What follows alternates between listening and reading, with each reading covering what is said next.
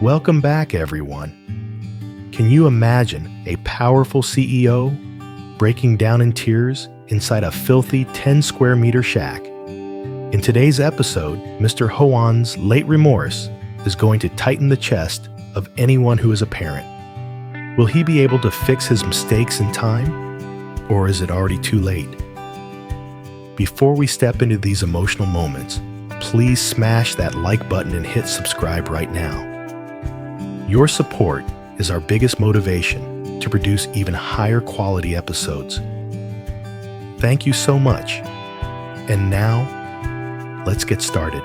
That night, after Hung and James left, the massive villa fell into a terrifying silence.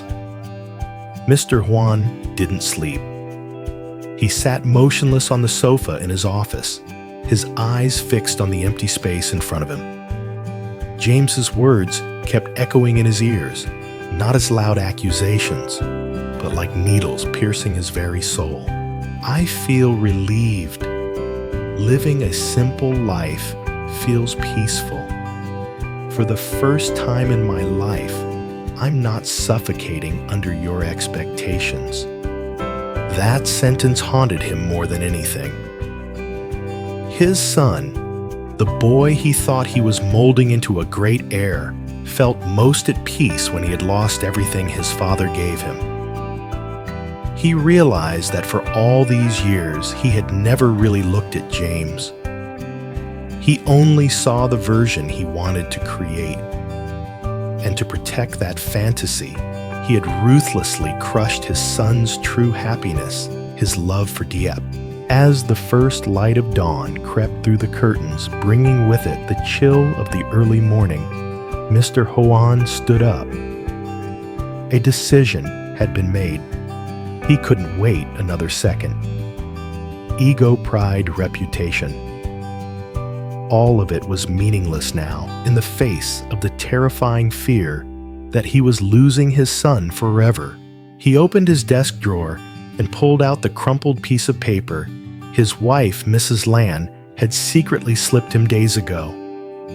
It was the address where James was staying.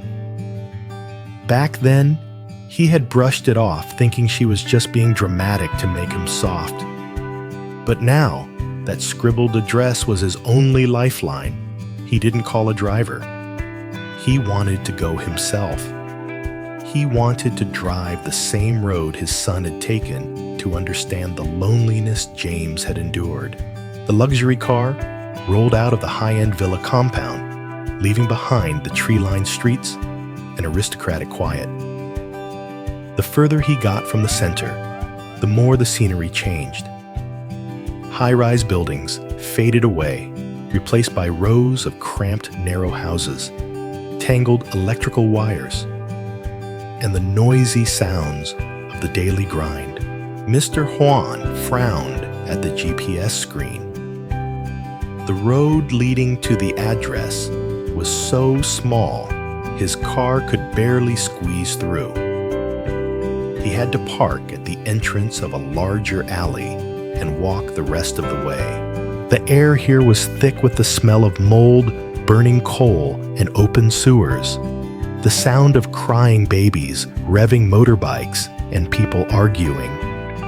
It all created a chaotic symphony, completely alien to the quiet, fragrant world Mr. Hoan was used to. He walked on his expensive suit and polished leather shoes, making him look painfully out of place among the laborers rushing to start their day. Curious, judging eyes followed him, but he didn't care. In his head, right now, there was only one image, James. Finally, he stopped in front of a dilapidated row of single-story rooms, deep in a dead-end alley. The paint on the outside walls was peeling off in chunks, exposing red bricks worn down by time. The tin roof above was rusty and sagging, looking like it could collapse at any moment. A chill ran down his spine. No way, he thought to himself. James can't be living in a place like this. He remembered his wife telling him through tears, "He's gotten so thin. living in a place that burns like an oven in the sun and leaks everywhere when it rains. You are cruel, Mr. Hoan. He hadn't believed it then. He thought James, with his rich kid nature, would give up soon and come back, or at least find somewhere decent. But the naked truth in front of him made his throat go dry. A middle-aged woman holding a broom stepped out of the first room, looking at him with suspicion. "Who are you looking for?" she asked bluntly. I'm looking for James." Mr. Hoan stammered, then quickly corrected himself. Looking for a young man named Hoan or James who moved here not long ago." The woman narrowed her eyes, then realized who he meant. Her voice softened a bit, but was still full of pity. "Oh, Hoan. He left for work at the crack of dawn. Poor thing, he looks so scholarly, but works like a dog day and night. Who are you to him?" "I'm his father." Mr. Hoan replied, his voice barely making it out of his throat. The landlady looked him up and down, her expression shifting from surprise to blame. She sighed, shook her head, and pointed to the room at the end of the row. "That's the last room. Nobody locks their doors around here. Bother locking them. Go on in and wait." But honestly, look at your son. Can you really stand seeing him live like this? The stranger's words felt like a slap across his face. Mr. Hoan lowered his head, didn't reply, and silently trudged toward the last room. The flimsy wooden door, its blue paint faded, and peeling was slightly ajar. Mr. Hoan placed a trembling hand on the knob. He took a deep breath and gently pushed the door open. The scene inside made him freeze in his tracks. The room was only about 10 square meters, cramped and suffocating. No air conditioning, just an old dusty fan clinging to the wall. The floor was covered in old patterned tiles, shattered in places. In the corner lay a thin mattress spread directly on the floor. The blanket and pillow were folded neatly, but were frayed and worn. On a small plastic table pushed against the wall sat a few half-eaten packs of instant noodles, a bottle of water, and a thick stack of job applications. Next to them was a small photo in a cheap frame. Mr. Hoan walked over and picked up the photo. It was a picture of James and Diep. In the photo, both were beaming James's eyes, shining with a happiness Mr. Hoan had never seen when his son stood next to him receiving business awards. Mr. Hoan's legs gave out. He collapsed onto the edge of the thin mattress, feeling the hardness and cold of the floor through the fabric. Is this where his son, the heir to a powerful corporation, has been living all this time? Is this the price James had to pay for freedom? He looked around the room again. Everything screamed poverty and lack. But strangely, it was very tidy. James had tried to turn this miserable place into a home. His gaze landed on a small notebook sitting at the head of the bed. He picked it up and flipped through the pages. It wasn't a work planner, it was a diary. The handwriting was rushed, and on some pages, the ink was smudged perhaps by tears. Date: today, I got rejected again. They said I have no manual labor experience. My hands are burning, my back feels like it's breaking. But when I think of Diep, I find the motivation again.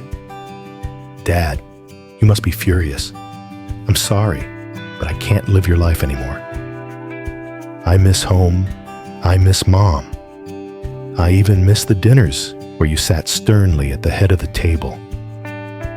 But I'd rather eat instant noodles here and be myself than eat bird's nest soup there and have a dead soul. Tears fell from Mr. Hoan's eyes. For the first time in decades, this man cried. Hot tears rolled down his wrinkled cheeks, dropping onto the pages of his son's diary. He was wrong. Completely wrong. He thought using money and power to force James into a mold was love. But in reality, he only loved his own ego. He had pushed his child onto the streets, backed him into a corner, just to prove himself right. "I'm sorry," he whispered, into the silence, his voice breaking. "I was wrong, James." He closed the notebook, clutching it to his chest, as if hugging the little boy from years ago. He decided he wouldn't leave. He would sit here. He would wait for James to come back, even if he had to wait until pitch dark or tomorrow morning. He would sit on this thin mattress, breathe this damp air to truly understand the pain his son had endured. He wanted that when James opened that door, the first person he saw would be his father, not the arrogant chairman, but a repentant dad, ready to welcome his lost child back home. Time passed slowly. The sun began to climb high, slanting through the small window slats, illuminating dust motes floating in the air. The room started to bake like a kiln. Sweat soaked through the back of Mr. Hoan's shirt, but he sat motionless. 1 hour, 2 hours, then 3 hours passed. Suddenly hurried footsteps echoed in the hallway. The steps got closer, heavy and urgent. Mr. Hoan quickly stood up, straightened his shirt, and hastily wiped the tear stains from his face. His heart pounded. He prepared the apologies, the words of love he had never spoken in his entire life. The door burst open. "James!" Mr. Hoan exclaimed, stepping forward. But the person standing at the door wasn't James. It was a stranger covered in tattoos with a menacing face. He looked at Mr. Hoan, then glanced around the empty room, smirking. "Old man, who are you?" The guy asked, his voice gravelly. "Where's Toan? Tell him to hide well. If he doesn't have the interest payment today, don't blame us for getting nasty." Mr. Hoan was stunned. "Interest, who are you?" "Creditors," the man replied curtly, walking into the room, grabbing the water bottle on the table, taking a swig, and then throwing it onto the floor. "Your precious son took a loan shark loan to pay for his girlfriend's medical treatment. So, you're his dad. You got money to pay for him, or should I drag him back here to deal with it?" Mr. Hoan felt the ground beneath him crumble. Medical treatment? Diep was sick. James had to borrow from loan sharks.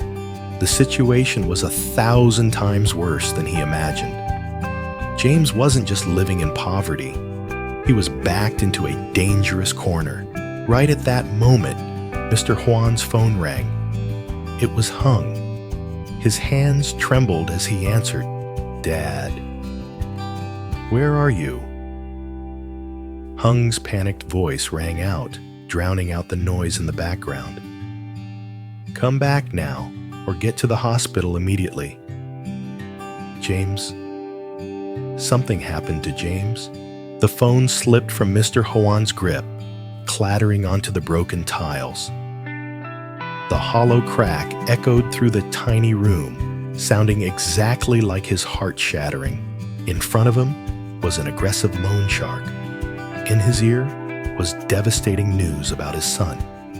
Mr. Hoan stood frozen in that wretched room, realizing his remorse might have come too late. But was there any chance left to fix this? What happened to James? And what would Mr. Hoan do to save his son from the swamp he had indirectly pushed him into? The sound of the phone hitting the floor was like a starting pistol for a race against death. Mr. Hoan stood paralyzed, his mind spinning with Hung's words. Something happened to James.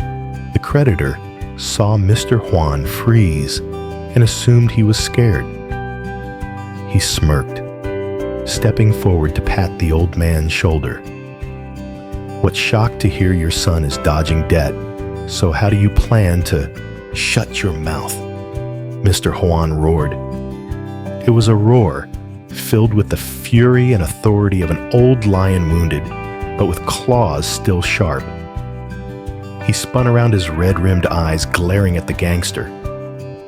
The look was so cold and ruthless that the thug froze instinctively, pulling his hand back.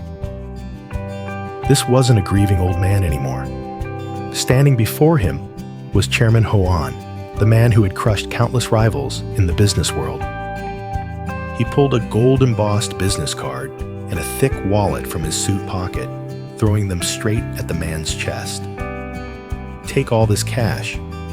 Whatever is still missing, bring this card to the Hoan Group headquarters tomorrow and see my secretary. I won't short you a single dime, but right now, if you dare block my path for even 1 second, I swear I will make your little den disappear from this city." The creditor clutched the thick wad of cash, looked at the name on the card, and the blood drained from his face. He quickly backed away, bowing low to clear the path. Mr. Hoan didn't say another word. He stormed out of the damp room like a hurricane. He ran.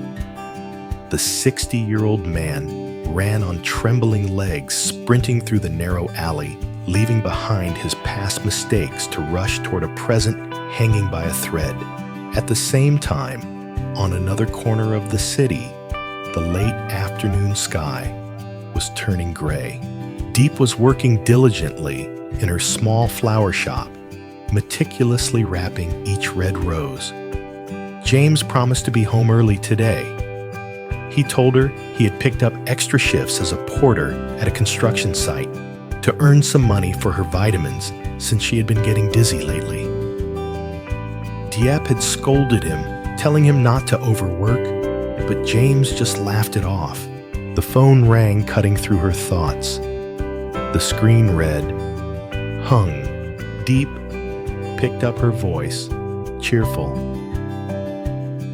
"Hello, Hung, is James with you?" "Diep."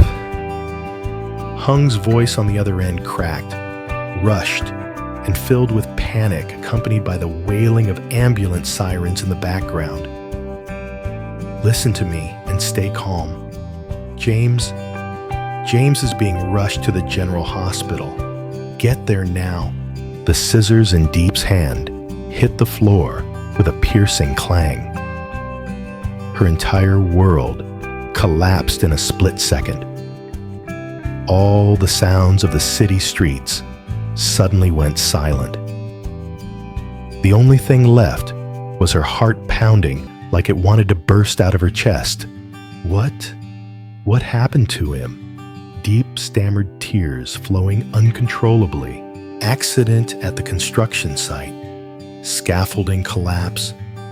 I don't have the details, but there's a lot of blood. Just get here. Diep didn't remember how she locked the shop, nor how she ran into the street to flag down a taxi. In her mind right now, there was only one image: James's gentle smile this morning before he left for work.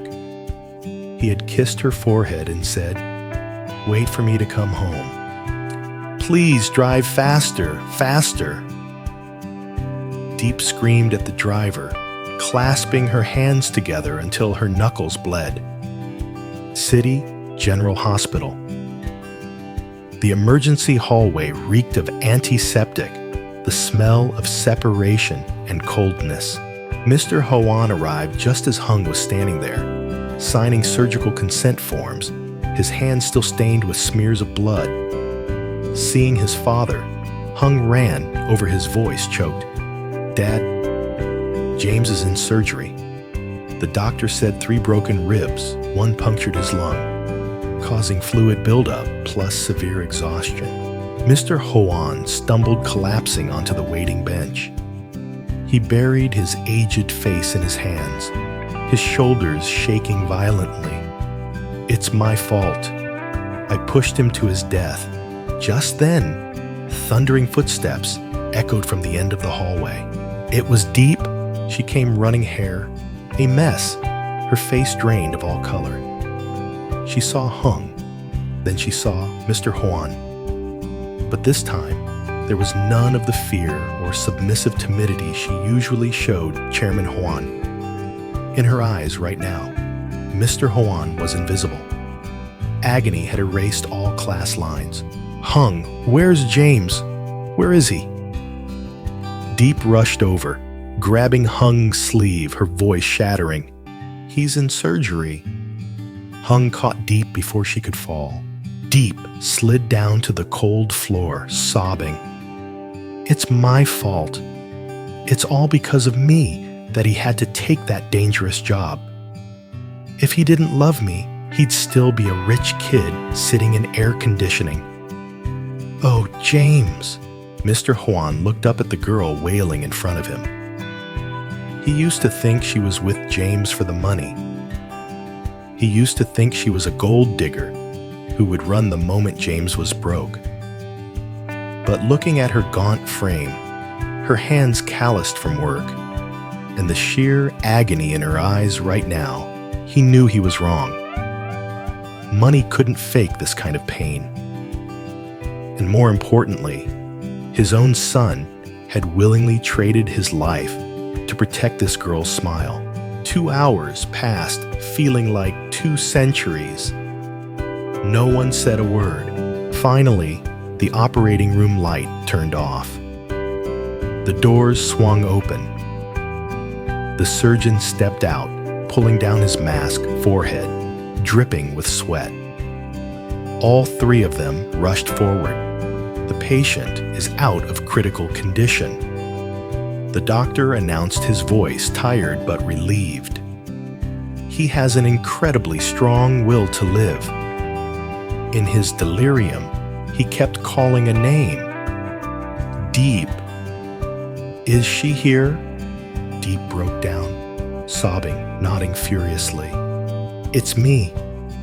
I'm here, doctor.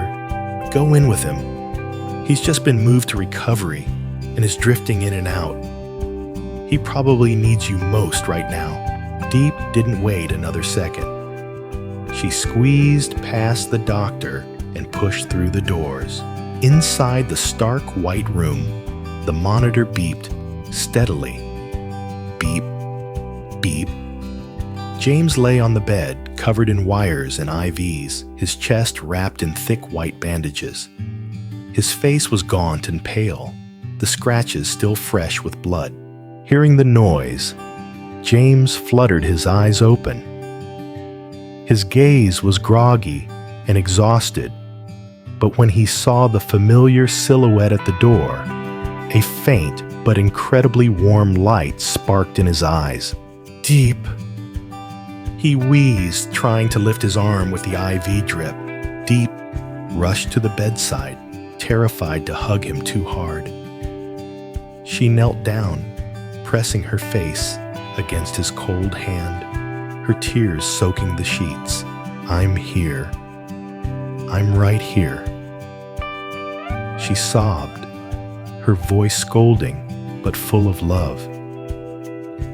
You idiot. Why did you work yourself into the ground like this? Did you want to leave me all alone? James smiled weakly, his rough fingers gently stroking her hair. I had to earn money to pay the debt, he said, his breath hitching. I didn't want them bothering you. I wanted to buy you a wedding dress. I promised. That naive but sincere sentence tore the hearts of everyone witnessing it. Diep shook her head violently, leaning up to gently hug his neck, burying her face in his shoulder. I don't need a wedding dress. I don't need money. I just need you, James. Please don't scare me anymore. If something happened to you, how could I go on? Using the last of his strength, James wrapped his arm around Diep. He closed his eyes, breathing in her familiar scent. In that moment, between life and death. The only image keeping him tethered to this world was her. He held her as tight as he could, as if confirming he was still alive and she was still there. The hospital room door creaked open a little wider. Mr. Hoan and Hung stood there, witnessing everything. Mr. Hoan saw his son's calloused hand soothing the woman he loved. He heard the reason his son risked his life, and he saw the pure love radiating from that embrace, a light that all his money and power could never buy. Hung put a hand on his father's shoulder, whispering, "We almost killed him, and killed the only happiness he has." Mr. Hoan trembled and nodded. Tears fell again. He hastily wiped them, straightened his shirt, took a deep breath, and walked into the room. The footsteps made Diep jump. She tried to pull away to stand up, but James held her hand tight. He looked at his father, his eyes no longer holding fear or avoidance, but steely resolve. He gripped Diep's hand, fingers interlaced a silent declaration. "No matter what you do, Dad, I won't let go of her." Mr. Hoan walked to the foot of the bed. He looked at James, then at Diep. The room drowned in tense silence. Then, to everyone's astonishment, Mr. Hoan slowly bowed his head. "Dad," James whispered in shock. "I'm sorry," Mr. Hoan said, his voice hoarse and shattered. Diep looked up at him, her tear-filled eyes wide with shock. Mr. Hoan stepped closer, placing his trembling hand over their tightly clasped ones. "I went to your rental room. I saw everything. I was wrong, James. I thought I was giving you the world, but in reality, I was stripping everything away from you. I was too cruel." He turned to Diep, his gaze softening, holding a look of respect and gratitude for the very first time. "Diep, I owe you an apology, and I owe you my son's life. Thank you for not letting go when he had nothing left. Thank you for loving him even more than I did." Diep sobbed harder, but this time they were tears of relief. "Come home, son," Mr. Hoan said firmly. "Come home. I won't stand in your way anymore. I've paid off all your debts. Stop punishing yourself and stop making her suffer. Let me be a proper father and let our family start over." James looked at his father, then at Diep. He smiled, tears streaming down onto the pillow. He squeezed Diep's hand tighter and gave a slight nod. "Thank you, Dad. We'll come home." The whole room seemed to burst with happiness. Hung stood at the door, smiling with satisfaction. Finally, after all the storms, the misunderstandings, and the pain, the wall between them had crumbled. But was the storm truly over? As Mr. Hoan turned to leave and call a nurse, the phone in his pocket vibrated violently. A text message from an unknown number. He opened it. The photo attached made the color drain from his face, instantly snuffing out the warmth that had just rekindled.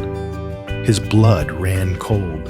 It was a photo of James's accident scene at the construction site, but not from a normal angle. It was taken from high up, right at the exact spot where the scaffolding pin had been loosened, and underneath was a short message reeking of death. "Touching performance, old man, Hoan. But you haven't finished paying the blood debt from 20 years ago. That scaffolding was just a greeting. Next time, he won't be so lucky. Enjoy your final days with your son." Mr. Hoan gripped the phone so hard his knuckles turned white and veins popped. He looked up at James and Diep, happily embracing his son's smile, just beginning to bloom on his lips. A terror worse than death washed over him. Today's accident wasn't an accident. The enemy from the past, John, had never let go. He was right here, watching every move the family made. He didn't want money. He wanted James's life to avenge the pain of the past. The darkness hasn't lifted. It has only receded to prepare for a more brutal attack. What will Mr. Hoan do to protect his son from the ghost of a past he created himself? Does he dare tell James this horrifying truth? And James, having just escaped death, does he have the strength to weather the coming hurricane? The answer still lies ahead. Subscribe and turn on notifications so you don't miss the next episode where the darkest truths will be exposed. Thank you for watching.